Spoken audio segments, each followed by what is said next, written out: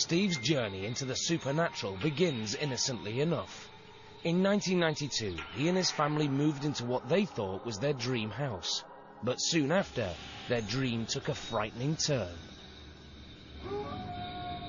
We went on the hunting trip for like 10 days up in the mountains with the whole family. And when we got back, that's when things really started to happen.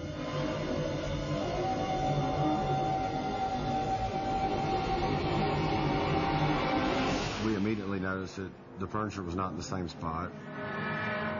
We was hearing voices, shadowy figures that you're not really sure if you're seeing or not. The boys were really terrified because of the fact they didn't know who it was, and I didn't know who it was. Determined to prove that these events were man-made, Steve installed high-tech security cameras around his property. But the images they captured were unlike anything he'd seen. Small orbs are videotaped floating through different parts of the house. I don't have a clue, and still don't have a clue as to what it is. Then, outside, Steve tapes larger orbs that are even harder to explain. Notice how they fly around the trees and even change direction. Steve believes that these orbs are not created by torches or any known camera trick. But the most amazing discovery is yet to come. One night, while Steve and his family are sleeping, a camera is left running. This is what it records: the most incredible orb ever caught on tape. Its astonishing size, brightness and details seem to defy scientific explanation. Dr. Michael Coots consults with the police on occult activities. He visits Steve's home and agrees with him. It holds some disturbing mysteries.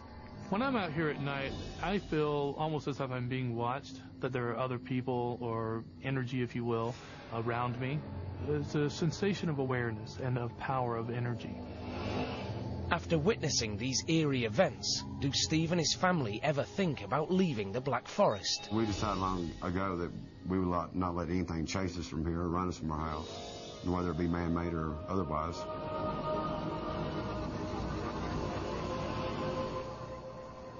So Steve continues to videotape the ghostly glows that surround his house, in the hope that one day he'll discover who or what might be visiting from the spirit world.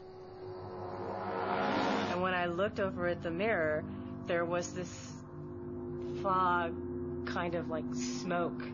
It was cold. And the mist was above me on the steps. It was definitely female. I don't know how I can say that because it was a mist and not a human form. I knew right then that I'd seen a ghost because there's no other way you can explain that. Alton, in Illinois, may look like a typical Midwestern city. Spirits of the light, won't you come out tonight? Come out tonight, come out tonight. Spirits of the light, won't you come out tonight? But it harbors a frightening secret. It's the site of what could be the most haunted house in North America. Welcome to the McPike Mansion.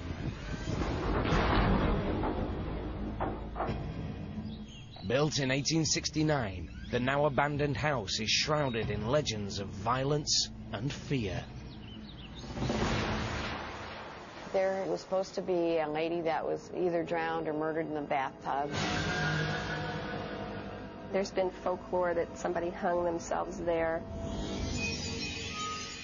The woman that haunted it had been somebody that her husband had been killed in the Civil War. Regardless of what is fact or fiction, residents and paranormal experts believe the house is haunted. We think that there are at least 10 spirits here. And they think the spirits have gathered in the basement. No sunlight penetrates these rooms, so the best way to film paranormal activity here is with an infrared camera. Yeah, this is the wine cellar. This is where she gets the most activity. Dr. Renee Horath and a group of fellow researchers descend into the basement with their video cameras rolling. What they experience, they'll never forget. We were kind of chatting and just walking around, And suddenly we walked into a different room, and there was a very, very thick mist. It almost looked like a thick smoke. Oh my God, I can see it moving right around in front of me. Is this just a freak of nature or the physical manifestation of a ghost? Oh my God, okay. I'm recording. I am on record. Okay, oh boy, you can really see it now. I could feel it, even through my clothing, I could feel it. Felt like feathers were brushing against my body. Oh, big time, miss. Big time. Big time. Renee and the other witnesses dismissed the theory that the mist is humidity or some other substance of this world. Almost quit. Did you get it? If it were mist, we figured it would leave condensation on our lenses of our cameras. You would feel it on your skin, on your clothes, but there was nothing like that. It felt electric. Oh my gosh. Even harder to explain is the way the mist moves around the basement, as if it has a will of its own. Oh my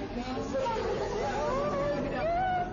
Oh, and you know what? I can see it changing directions.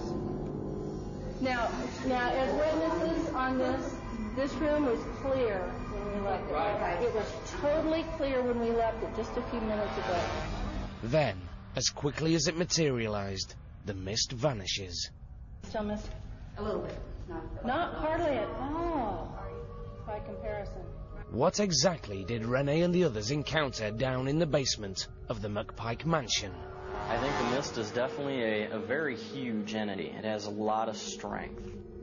Whatever it is, it's clear that the mystery of this haunted house is far from being solved.